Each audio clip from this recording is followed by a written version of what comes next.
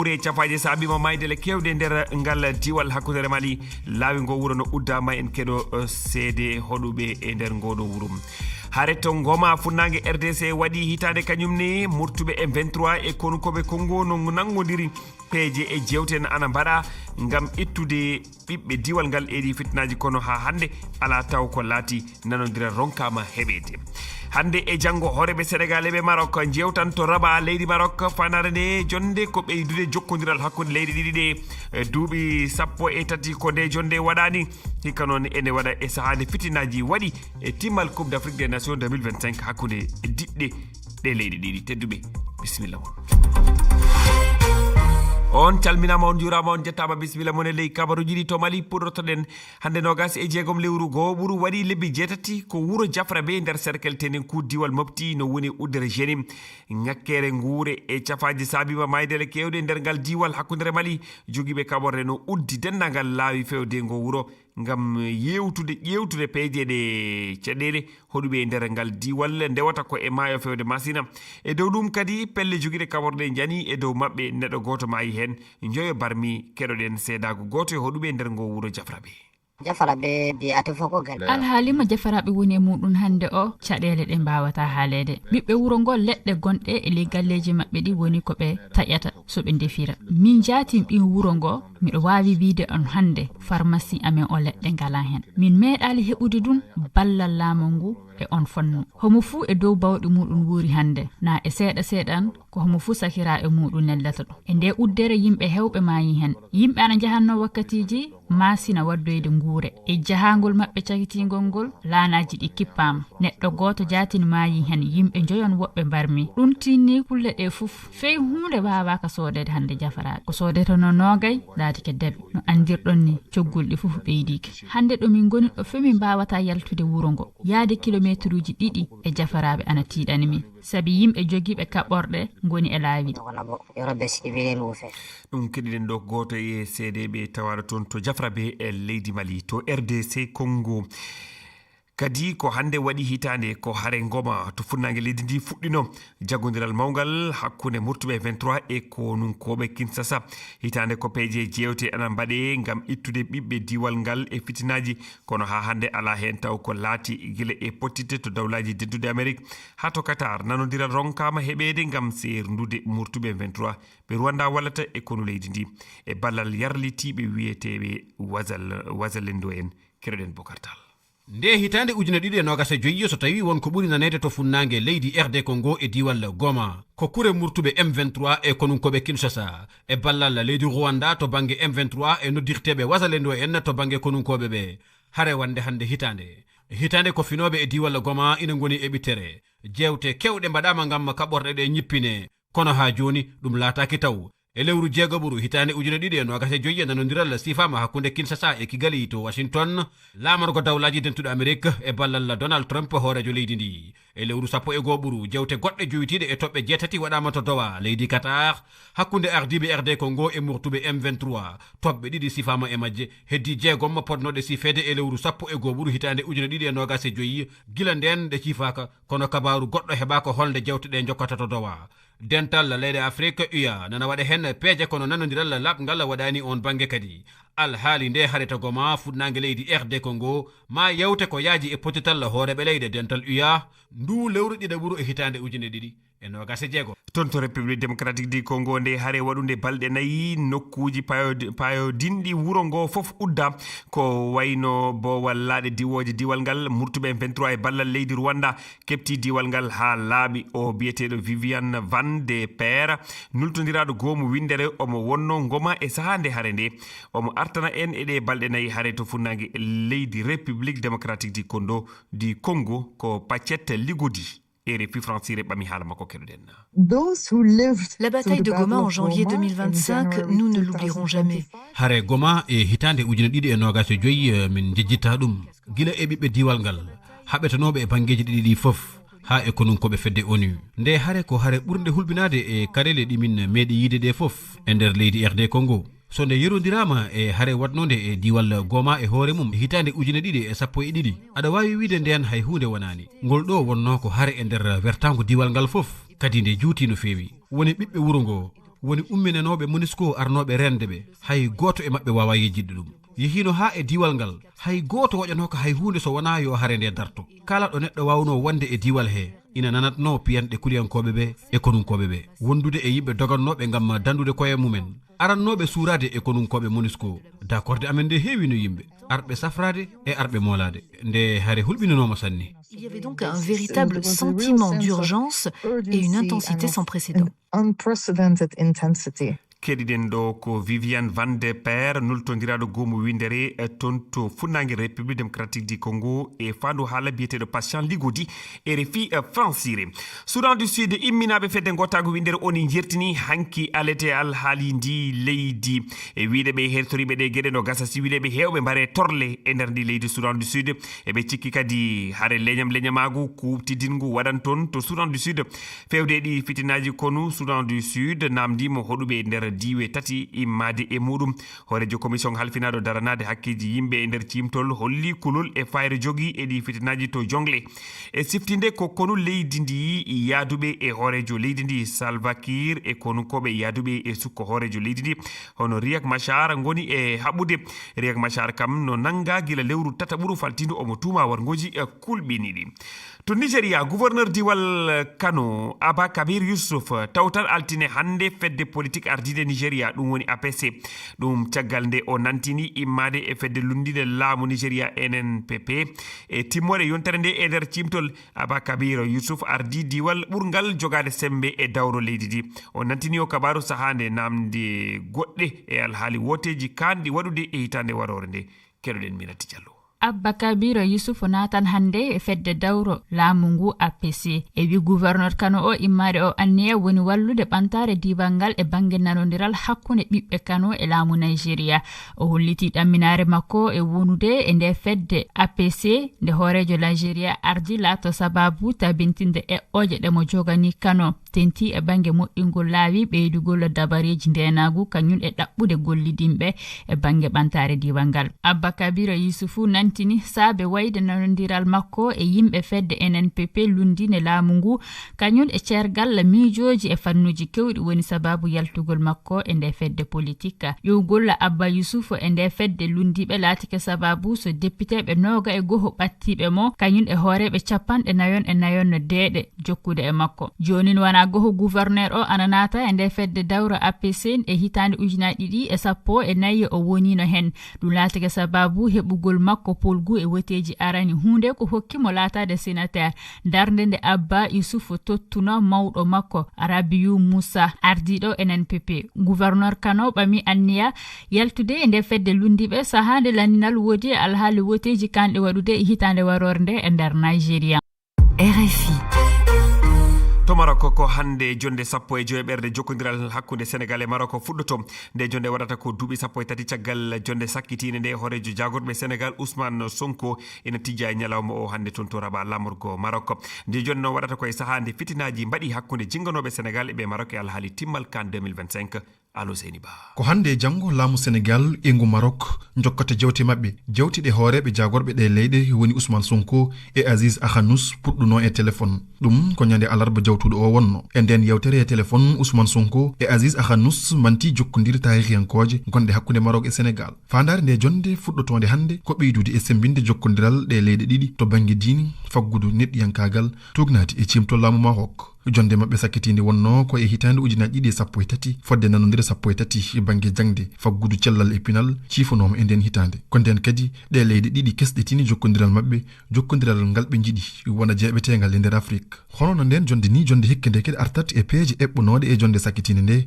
ko adi nde eɓe jaɓana yewtude koɓe gollante duuɓi paaɗi ɗi to banggue faggudu e ndema paamen noon wonde nde jonde waɗata koye saaha mo jingganoɓe kippu Sénégal poti ñawede to Maroc ñande 29 ki lewru nduɗo no gonɗen ɗum ko caggal haareji baɗɗi e saaha potetal timmode folotire kan hikko ngo hakkude Sénégal e Maroc. Rama Diallo kabaruji coftal balli championnat handball Afrique to Kigali leydi Rwanda jati kawle ɗen ana jukki toon Ahmadou Barouba hanki Algérie wasi yesso Égypte hawde ɓen dono wasi yesso Égypte hawɓe ɓe capanɗe 4 donogay e jeetati Égypte jogiiɓe ngal desewal laabi tati woni yesso wuɓal muɓɓen joni tawlede toɓɓe 4 yeso Angola e Nigeria tawraɓe toɓɓe ɗiɗi caggal majje e kawral gongal ɗono kawral garwal hakkunde Egypte e Nigeria woni ko etete ɗum ko jahango talata. Algérie kañum e Angola du woni etoriroɓe jahango subaka fadde e kawral kikiɗe nga caggal kawre jahango ɗen nden wonno nde andete aldotoɓe guɓe ɗen ɓen du woni fijoɓe ɗiɗaɓal timmode oɗo en bol alkamisa garo o caggal ɗum timmal ngal fije asaye 31 lewru gonɗen du keɓodande tataɓɓede du ko nden ɗon ñalande wotere andete non jetterama Diallo en kala de Ligue des Champions CAF fijama hanki stade malien au club waɗi fijo lobbo liɓude Petro Luanda ɗiɗi e ɓolum Saint-Éloi Lipopo nde RDC kañum du heɓi sembe ɗono MC Alger tolumu mbasi ngal basal ɓeydan tinnande club Algérie o heɓude jokkitade fijo ngo kippuji ɗiɗi fu ko potuɗi toɓɓe hande fadde etondire ɗono jokkitotoɗe e warde kalende championnat Europe fijama e timmoɗe nde yontere fijama hanki hakkunde Paris FC kañum e Angers bawɗo heɓaka dow ɓolum e ɓolum ɗeɗo ɗiɗi certi Strasbourg kañum jaloken Lille 4-1 Toulouse hawi Brest ɗiɗi e ɓolum ɗum rewi du e mbaddu Pape Demba Diop ɓi Sénégal suka mo duuɓi noga e ɗiɗi mo Strasbourg ñamli Toulouse Tafon Lyon kañum hawi Metz dow 2-2 teŋinde dande muɗum na e ɓeyde nde Enrique ɓi Brésil pijano Real Madrid ñamlaɗo Lyon hande waɗani ɗum mbadduji tati ɗi fuley 5 gaɗaɗi ɗi ni woni ndelle imo hollita fijo makko lobbo to championnat France hande mbaddu Habib Diallo mo Sénégal champion d'Afrique e Kofi Kouaou mo Côte d'Ivoire haɗa ndelle diɗɗan Metz lorade yeso Lyon hanki Rama Diallo kalende championnat d'Angleterre ton endu kawre tawama Manchester United hawi Arsenal 3-2 Aston Villa kañum jaloke Newcastle 2-1 Nottingham Forest kañum du yokendo Brentford hono noon en to championnat Espagne ton du FC Barcelone hawi kippu Oviedo heɓude fa joni du ɓeydude tawdede yeso guɓal muɗum na mbiyen yeso championnat o non jatirama Diallo jarama Sénégal ko leydi ɓurni ñamlade nder Afrique ñamare mayri no tuggi e 332 e temedere kala e PIB ɗum woni ngalu leydi ndi ngam yoɓugol ɗe ñamale FMI fedde ñawlore kalis ñaguima hooreɓe Sénégal wayla noɓe hani yoɓirde nde ñamade hunde nde ardiɓe Sénégal sali saabu Ousmane Sonko hoorejo jagorɓe o wi wawa wonde holko saabi hooreɓe Sénégal cali nde ɓore FMI taw si feere wonde no woodi beele Sénégal no wawi yobde nde ñamade so tawi nonde yoɓirte noon waylaka kono men hande ko docteur Abdourahmane Ba fagodiyankejo mawɗo mo jaabo namde Ibrahima Timmi Ba keɗoɗen ɓe docteur Abdourahmane Ba mi salminima monsieur Ba hande e nder Sénégal hunde no haale sanne koko fati e waylugol no Sénégal hani yoɓirde ñamale mum ko ɓe wiyata e francire restructuration de la dette firtani bandiraɓe men hol woni ɗum restructuration walla waylude ñamande ma waɗi koye fannuji ɗiɗi aɗa wawi yaade ha ñamande ma heewa daña caɗele mawɗe kono ha joni aɗa wawi yobde hay sinno yobgol ngol hen sahaji ene daña caɗele aɗa rendina kalis tan ha yaha ha seɓita joni noon FMI ko wayno pelle FMI jiiya ɗum mbima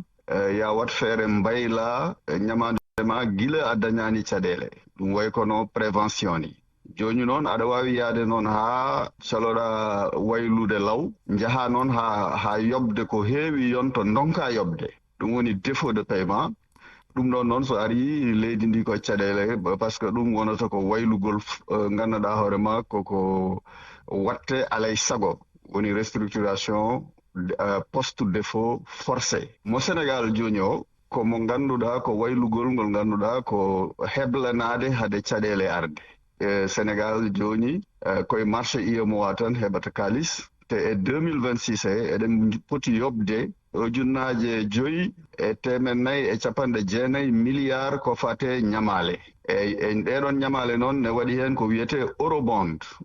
woni ñamande nde ganduɗa so yettima tan to haaɗi ɗo wona seeɗa yoɓirte a yoɓat ɗum gotol won eurobond noon garowo hakkude mars e mai mo ganduɗa ko 7 e ko fawi milliard yoɓte gotol eyyi ko ɗum ɗon noon hulɓini yimɓeɓe mbi ɓaydi sénégal alda e FMI programme wawa yaade ñamloyo yoɓa ɗum ɗon walla ko marché UEMOA tan yimɓe kuli noon on mur so ari nde ɗon fobre so ari yimɓe perguito hen paya e waylugol forcé ɗum taki FMI wino sénégal yo yawno waɗa négocier restructuration joni. Ousmane Sonko holli o jaɓani ɗum kanko wawa waylude no sénégal yoɓirta ñamale muɗum hol saabi premier ministre o hoorejo jagorɓe e o haali ɗum ɗum kadi no wawa wonde joni sa yi o wi noon kanko mata o wiri noon ko o sikkata ko moƴƴani e leydi ndi moƴƴani kadi no ñamande nde ne wawi ko ɓeydete hen ko ɓurta noon o sikkirta walla o adda ko tubak wiyata souveraineté o wiya woy so waɗi noon leydi natti jeeyde hoore mum etc. kono noon wona toon haala ka ɓuuri hettude ko hayso sénégal jaɓani ene foti hawrude e FMI beele FMI udditanamo programme mo ganduɗa emo wawi yaade o ñamloyo goɗɗum ko yoɓiri walla o ɗum wasa bettudemo eurobond garowo sen ciftori won leyɗele ɗe ganduɗa mbiyanoma noon cali ko wayno Sri Lanka ko wayno Zambie ko wayno Ghana ɓurɗo ɓadade en ɓe perguiti ɓe dañi restructuration forcé ɓe économie mabɓe tampi hen no feewi kono noon sénégal huldira ko joni ha koɓe joddaki e FMI ko ɗum huldira est ce que sénégal ma waw taɓade nde ɗon taɓande mois de mars mai 2026 e yiyande maɗa sénégal no wawi taɓade nden taɓande min e yiyandam sénégal so tawi FMI rokkimo programme hakkude ɗo e février sénégal sa ƴetti gandanɗarema minen tan ko calcul min mbaɗata probabilité so tawi sénégal yewtide e FMI e nder temedere fof sénégal ne jogui chance 65 taɓade so tawi noon FMI ala programme sénégal temedere fof jogui tan ko chance uji 15 taɓade nden taɓande noon aɗa wawi murɓade namdal sakkitingal docteur o alhaali ɗo ko hollum ɗum battinte e gurdam sénégal naaɓe ɗum wawa sattinde gurdam ɗan walla wawata ɗan sattinde tant que FMI salaki programme mois de février ha joni sénégal ene jogui par ce que il faut que ceernen gueɗe ɗiɗi wonko français wiyata soutenabilité woni solvabilité est ce que ñamande men enen hattani ɗum ko juuti ɗum sénégal oɗon banggue ala hen caɗele ko juuti eɗen hattani ñamale kono noon wonko tubak wiyata liquidité woni est ce que eɗen mbawi wadde tan yobde ñamande joni joni tan ganda taw koko dari ko wayno eurobond ni hulɓini donc sénégal noon ko probléme liquidité jogui par ce que UEMOA tan gonɗen eɗen ƴetta toon kalis te kalis mo ƴettaten UEMOA o ko ponnoɗo tottede entreprise uji e banque uji liggo doni sa ƴewtidima e nder leyɗele men ɗe entreprise uji liggey men usti doole par ce que laamu ñamlete kamɓe ɓe ñamletaki donc liggey ustima gonga noon laamu usti cogguji kewɗi kono noon coggu so ustama taw ala salaire aɗa andi ɗum ɗon batte ɗe mawnata no feewi donc caɗele kam ne paɗa 2026 o sen taɓima taɓande nde noon ene wawi haade 2026 gasde so tawi koɓe mbiya mbaɗa investissement ɓe ɓeyda kalis ha privé o wawa liggade leydi ndi fof seeɗa docteur Abdourahmane Ba mi yettima sanne a jarama mi yettima ceerno Ba mi yettiɓe wondiɓe ma Amadou Barouba tedduɓe ko ɓuri tegtude kabaruji ɗi hannde oɗo subaka to leydi Mali waɗi lebbi jeetati hannde ko wuuro Diafrabe e nder cercle tenenkou diwal mofti no woni uddere jenim ŋakkere nguure cafaji saabima maydere kewɗe e nder ngal diwal hakkudere Mali laawi ngo wuuro no udda en keɗima seede goto e hoɗuɓe e nder ngoɗo wuuro Diafrabe haare to goma funnangue république démocratique du Congo waɗi hitande kañumne murtuɓe 23 e konunkoɓe Congo no nangodiri peeje jewte ana mbaɗe gam ittude ɓiɓɓe diwal ngal e ɗi fitinaji kono ha hande ala hen taw ko laati nanodiral heɓaka hande e janggo Sénégal e Maroc hooreɓe mumen pottan toon to raɓa leydi Maroc eɓe jewta tedduɓe en timminirat nde jonde kabaruji e taskaram cellal ko ngalu cellal ko ngalu Boliba